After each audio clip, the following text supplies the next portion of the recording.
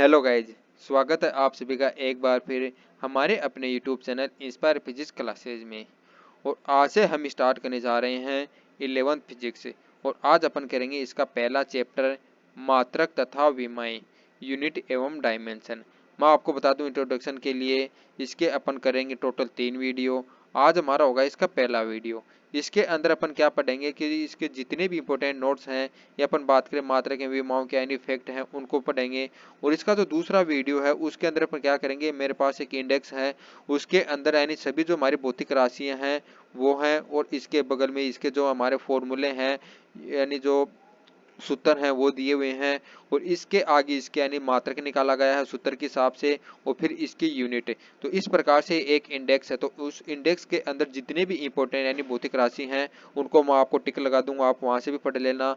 और इसका जो थर्ड वीडियो होगा उसके अंदर अपन क्या करेंगे, इन सभी से यानी जो इंपॉर्टेंट क्वेश्चन है जो आपके पहले एग्जाम में पूछे जा चुके हैं उन क्वेश्चनों को करेंगे। तो इस प्रकार से जो मात्रक एवं विमा है उसको अपन करेंगे 3 पार्ट के अंदर। तो इसका जो पहला वीडियो है उसकी शुरुआत करते हैं और देखते हैं इसके नोट्स को। यदि आप इसकी पीडीएफ प्राप्त करना चाहते हैं तो आप हमारे टेलीग्राम ग्रुप आईपी क्लासेज को ज्वाइन कर लें, या हमारा जो व्हाट्सएप नंबर है 7976330049, इस पर आप हमें व्हाट्सएप मैसेज कर सकते हैं, वहां से भी मैं आपको यानी अवेलेबल करवा दूंगा। तो शुरुआत करते हैं इस वीडियो की। इस सबसे पहले अपन पढ़ेंगे भौतिक राशि क्या होती है, फिजिकल क्वांटिटी क्या होती है। तो भौतिक राशि की यदि अपन बात करें तो वे राशियां जिसे मापा जा सके या जिसके द्वारा भौतिक नियमों को व्यक्त किया जा सके भौतिक राशि कहलाती हैं। मैंने कहा कि जिस राशि को यदि अपन माप सकें या भौतिक नियम होते हैं उनको व्यक्त कर सकें। एग्जाम्पल के लिए यदि अपन माने तो हमारा क्या हो जाएगा, एक तो द्रव्यमान, लंबाई, बल, संवेग आदि, ये सभी आपकी क्या है भौतिक राशि होती हैं। यदि आपको मैं समझाना चाहूँ तो आप कोई भी पदार्थ लेते हैं और यदि उसके द्रव्यमान की बात करते हैं तो द्रव्यमान को अपन इसके माप सकते हैं, यानी कि इसका द्रव्यमान या तो 10 kg होगा, 15 kg होगा, 20 kg होगा, यानी कि इस प्रकार से द्रव्यमान को माप सकते हैं। और भौतिक नियमों को व्यक्त करने के यानी कि इसे अपन क्या समझते हैं कि कोई भी हमारे भौतिक नियम होते हैं। एग्जाम्पल के लिए मानते हैं गुरुत्वाकर्षण का नियम, वो हमारा क्या होता है आपने पढ़ा होगा, G m1 m2 अपॉन में r स्क्वायर होता है। तो यहाँ से अपन क्या देखते हैं, गुरुत्वाकर्षण नियम को समझाने के लिए बल, द्रव्यमान, लंबाई इनकी आवश्यकता पड़ी है। तो ये हमारी क्या हो जाएंगे, फिजिकल क्वांटिटी हो जाएंगी। फिजिकल क्वांटिटी किसे कहते हैं, वे राशियां या तो जिसको माप सकते हैं या जिसके द्वारा यानी भौतिक नियमों को व्यक्त किया जा सकता है, वे सभी राशियां आपके क्या कहलाती हैं, भौतिक राशि कहलाती हैं।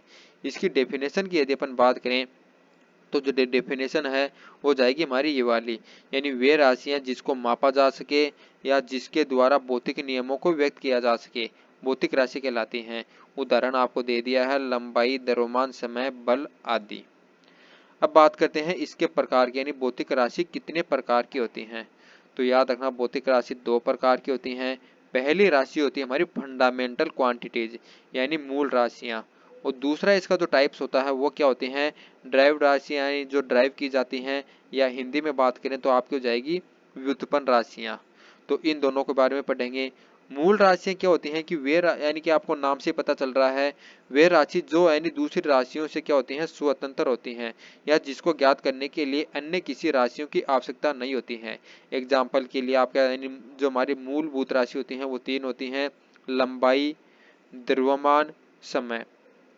और ये भी याद रखना यानी मूल राशि हमारी क्या होती है 3, लेकिन ऐसा यानी पद्धति होती है या फिर बोलते हैं ऐसा ही सिस्टम होता है उसके अनुसार कितनी मूल राशि होती है, 7 होती है। ये एग्जाम में पूछा जा सकता है कि ऐसा ही सिस्टम के अनुसार मूल राशियां कितनी होती हैं, 7 होती हैं।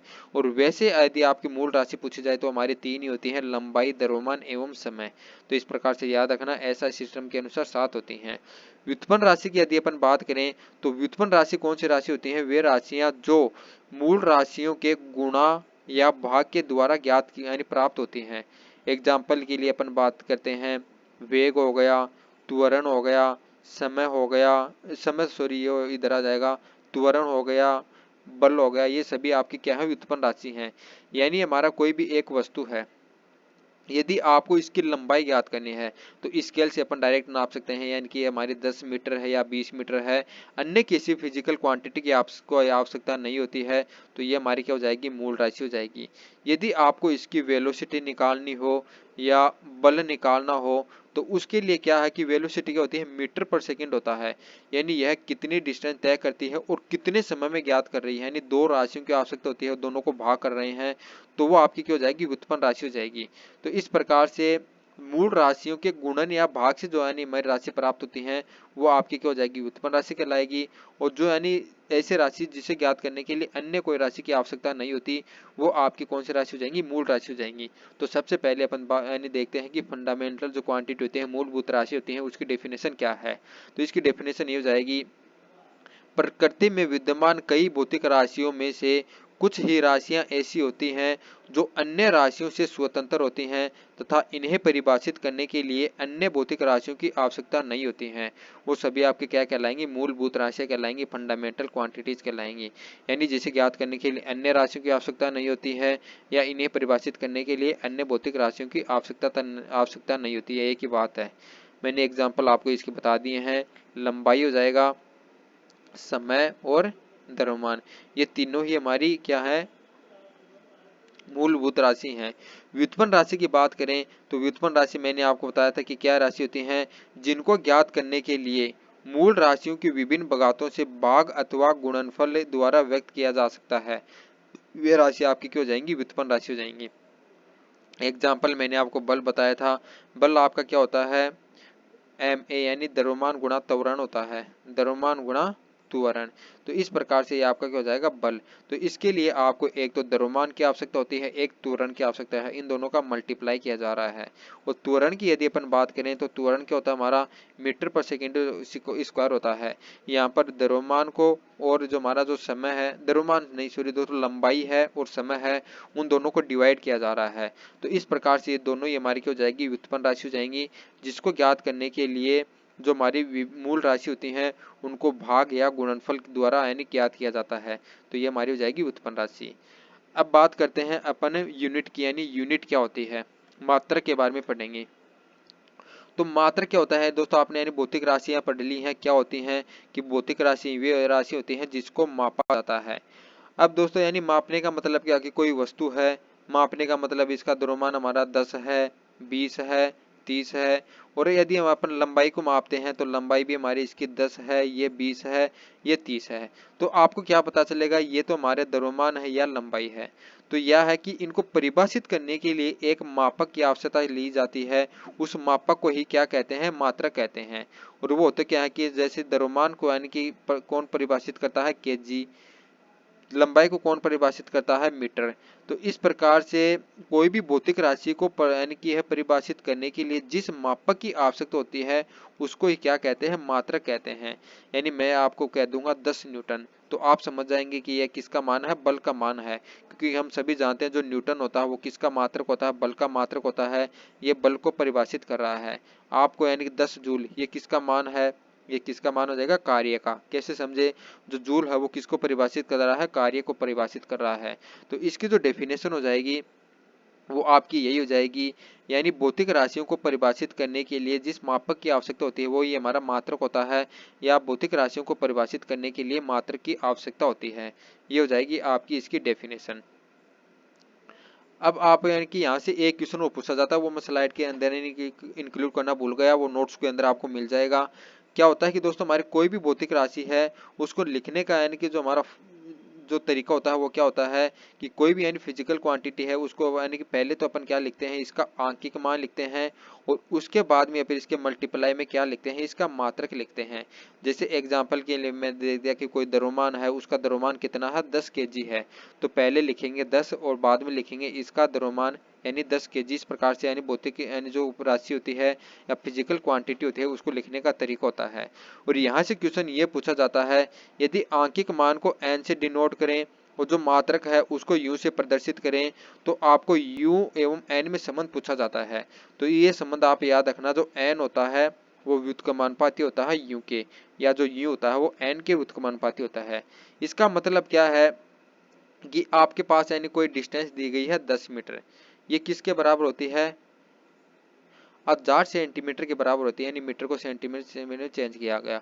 तो इसका मतलब क्या कि यहाँ पर जो मात्रक है उसको छोटा कर दिया गया, यानी कि सेंटीमीटर क्या होता है कि मीटर से छोटा होता है। यदि मात्रक को छोटा किया जा रहा है तो इसका आंकिक मान हमारा क्या हो गया, बढ़ गया। तो यहाँ से यही यानी कहना चाह रहा है कि जब आप मात्रक को छोटा करेंगे तो हमारा जो आंकिक मान होता है उसका मान बढ़ जाता है।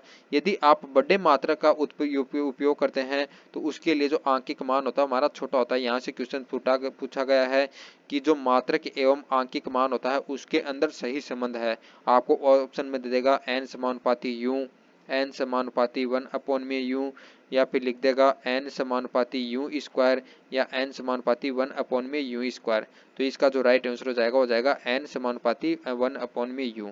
तो याद रखना जो मात्रक होता है वो आंकिक मान की व्युत्क्रमानुपाती होता है। अब अपन बात कर लेते हैं कि मात्रक के प्रकार की मात्रक कितने प्रकार के होते हैं। तो मात्रक भी वही दो प्रकार के होते हैं, मूलभूत मात्रक एवं यानी व्युत्पन्न मात्रक। जो हमारी मूल राशि होती है या मूल फंडामेंटल क्वांटिटी होती हैं उनको परिभाषित करने के लिए जिस मात्रक की यानी मापक की आवश्यकता होती है वो आपके यानी मूल मात्रक कहलाएंगे। और व्युत्पन्न जो राशि होती है, जो ड्राइव्ड हमारी क्वांटिटी होती है, उनको परिभाषित करने के लिए व्युत्पन्न मात्रक काम में लिया जाता है। जैसे मैंने आपको मूल राशियां कौन कौन सी बताई थी, समय, लंबाई और द्रव्यमान। तो इसके जो मात्रक हो जाएंगे यानी समय का तो हो जाएगा टी, लंबाई का क्या हो जाएगा मीटर, और द्रव्यमान का क्या हो जाएगा केजी। तो ये जो तीनों मात्रक हैं ये हमारे क्या हो जाएंगे, यानी मूल मात्रक हो जाएंगे। और जो व्युत्पन्न मात्रक वो हो जाएंगे हमारे मीटर पर सेकेंड स्क्वायर, यानी त्वरण का वेलोसिटी को जाएगा मीटर पर सेकेंड। बल का हमारा क्या हो जाएगा, वैसे यदि अपन देखें तो न्यूटन होता है, लेकिन न्यूटन इज इक्वल टू होता क्या है, वो हमारा होता है यानी कि m1 m2 अपॉन में r स्क्वायर से यदि अपन निकालते हैं तो वो हमारा क्या हो जाता है, ये m1 m2 यानी क्या हो जाएगा हमारा केजी पर मीटर स्क्वायर होता है। इसी प्रकार से आप निकाल सकते हैं। तो यानी कि जो यानी कि मात्रक ऐसे निकाले जाते हैं यानी कि है भाग द्वारा गुणा द्वारा, वो मात्रक हमारे क्या हो जाएंगे, व्युत्पन्न मात्रक हो जाएंगे। तो एग्जाम्पल भी मैंने आपको दे दिए हैं। अब यदि अगर आगे अपन बात करें तो अपन बात करते हैं मूल मात्रक किसे कहते हैं। तो ये मैंने आपको बता दिया है। अब बात करेंगे मात्रकों की पद्धति। तो याद रखना मात्रकों की 3 पद्धति होती हैं, और वो कौन कौन सी होती हैं। पहली पद्धति की अपन बात करें तो वो हमारी होती है सीजीएस पद्धति। इसकी जो दूसरी पद्धति होती है वो हमारी होती है एमकेएस पद्धति। और इसकी जो तीसरी पद्धति होती है वो होता है एफपीएस पद्धति। इसका मतलब क्या होता है कि मैंने आपको मूल राशियां बताई थी 3 होती हैं, वो कौन कौन सी होती हैं, लंबाई, द्रव्यमान और समय। यदि इन तीनों को, लंबाई को तो सेंटीमीटर में मापा जाए, द्रव्यमान को ग्राम में मापा जाए, और जो हमारा समय है उसको सेकंड में मापा जाए, तो ये हमारी कौन सी पद्धति हो जाएगी, सीजीएस पद्धति हो जाएगी। और याद रखना जो सीजीएस पद्धति होती है इसको अपन गौसीय पद्धति पे कहते हैं। नोट कर लेना, ये एग्जाम में पूछा जाता है, गौसीय पद्धति। और जो हमारी दूसरी पद्धति होती है वो एमकेएस पद्धति। इसका मतलब क्या कि यहाँ पर जो लंबाई होता है उसको मीटर में यानी मापा जाता है, और जो द्रव्यमान होता है उसको केजी के अंदर मापा जाता है। एस का मतलब हो जाएगा सेकेंड, यानी जो समय होता है उसको सेकेंड में मापा जाता है। और ये जो पद्धति होती है उसका जो दूसरा नाम है वो हमारा जॉर्जी पद्धति होती है। याद रखना इसको क्या कहते हैं, जॉर्जी पद्धति भी कहते हैं। और तीसरी पद्धति होती है वो आपकी कौन सी होती है, एफपीएस। इसका मतलब क्या हो जाएगा, फुट, पाउंड, ये हो जाएगा इसका पाउंड और सेकंड। तो इसका मतलब क्या कि यदि अपन लंबाई को तो फुट में मापें, और द्रव्यमान को पाउंड के अंदर मापें, और जो समय है उसको सेकंड में मापें, तो ये आपकी कौन सी हो जाएगी, एफपीएस पद्धति हो जाएगी। तो याद रखना मात्रकों की यानी जो 3 पद्धति होती हैं, जो 3 सिस्टम होते हैं, और वो कौन कौन से होते हैं, सीजीएस, एमकेएस, एफपीएस। यहाँ से यह पूछ लिया जाता है कि सबसे यानी बड़ी मात्रक पद्धति कौन सी होती है। तो सबसे बड़ी मात्रक पद्धति हमारी एमकेएस होती है, क्योंकि इसके अंदर यानी जो मात्रक लिए जाते हैं, जो एम, केजी, सेकंड, ये सेंटीमीटर और फुट से बड़ा होता है, केजी होता है वो ग्राम एवं पाउंड से बड़ा होता है, और सेकंड यानी ये तो सेम है ही। और सबसे छोटी जो हमारी मात्रक पद्धति हो जाएगी वो एफपीएस होती है, ये क्वेश्चन पूछा जाता है। और एक हमारी होती है एसआई पद्धति। तो उसके अंदर याद रखना जो हमारी एमकेएस पद्धति होती है उसका उपयोग किया जाता है। एमकेएस पद्धति ही यानी एसआई पद्धति में यानी काम में ली जाती है, लेकिन वहाँ पर जो हमारी मूल राशि होती है वो यानी 3 से बढ़कर 7 हो जाती हैं। तो ये आपको नोट कर लेना है। यदि अपन बात करें इसकी डेफिनेशन की, तो सबसे पहले अपन देखते हैं सीजीएस पद्धति। तो मैंने आपको बता दिया कि जो हमारी सीजीएस पद्धति होती है उसको अपन गौसीय पद्धति पे कहते हैं, और उसके अंदर जो लंबाई होता है उसको तो अपन सेंटीमीटर में मापते हैं, द्रव्यमान होता है उसको ग्राम में मापेंगे, उस समय होगा उसको अपन किस में मापेंगे, सेकेंड के अंदर। यदि आगे अपन बात करते हैं एमकेएस पद्धति में, तो एमकेएस पद्धति में एम होता है यानी उसको तो अपन एमकेएस पद्धति का मतलब होता है लंबाई को तो अपन मीटर में मापेंगे, द्रव्यमान को केजी में, और समय को सेकंड में। और इस पद्धति का जो दूसरा नाम होता है वो आपका कौन सी होती है, जॉर्जी पद्धति होती है। यदि आगे अपन बात करते हैं एफपीएस पद्धति की, तो एफपीएस पद्धति का मतलब क्या है कि फुट पाउंड सेकंड। इसके अंदर क्या है कि जो लंबाई होता है उसको फुट में मापते हैं, और जो द्रव्यमान होता है उसको पाउंड में मापते हैं, और जो समय होता है उसको सेकंड में मापते हैं। तो इस प्रकार से तीनों पद्धति आपको याद रखनी है। आगे अपन बात करेंगे एसआई पद्धति की। एसआई पद्धति, एसआई पद्धति का मतलब क्या होता है, इंटरनेशनल सिस्टम ऑफ यूनिट, यानी international system of unit. SI पद्धति क्या होती है कि हमारी जितनी भी भौतिक राशियां हैं उनको मात्रा को प्रदर्शित करने के लिए एक यानी पद्धति यानी यूज की गई है, सभी जगह यही काम में ली जाती है। इसे अपन बोलते हैं एसआई पद्धति।